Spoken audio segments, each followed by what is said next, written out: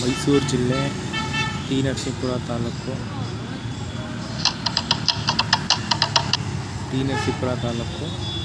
KSRTC bus stand ಪಕ್ಕನೇ ಇರೋದು.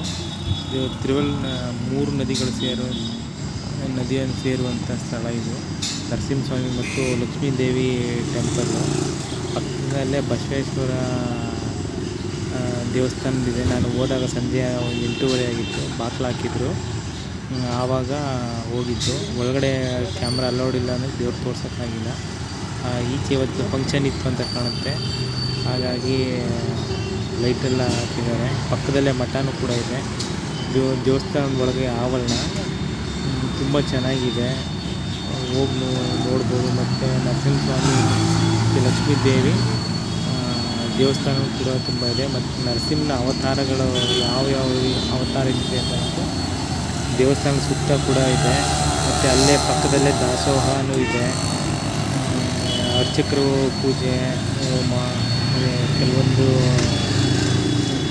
ಹೋದವ್ರಿಗೆಲ್ಲ ಮತ್ತು ಉಳ್ಕೊಳ್ಳೋಕ್ಕೂ ಅಕ್ಕಪಕ್ಕ ಸ್ಟೇಗೂ ಅವಕಾಶ ಇದೆ. ಇವಾಗ ನೀರಿರಲಿಲ್ಲ ನದಿಲಿ, ಹಾಗಾಗಿ ನೀರು ಕಮ್ಮಿ ಆಗಿತ್ತು. ನೀವು ನದಿ ನೀರು ಬಂದಾಗ ಅಲ್ಲೇ ಒಳಗೆ ಸ್ನಾನ ಮಾಡಿ ದೇವಸ್ಥಾನಕ್ಕೆ ಹೋಗ್ಬೋದು. ಮತ್ತು ವರ್ಷ ಜಾತ್ರೆ ಕೂಡ ನಡೆಯುತ್ತೆ. ಇದು ಮಹೇಶ್ವರ ಬೆಟ್ಟಕ್ಕೆ ಹೋಗೋ ಕೊಳ್ಳೇಗಾಲ ರೋಡಿಗೆ ನೋಡಿ, ಆ ರೋಡಲ್ಲಿ.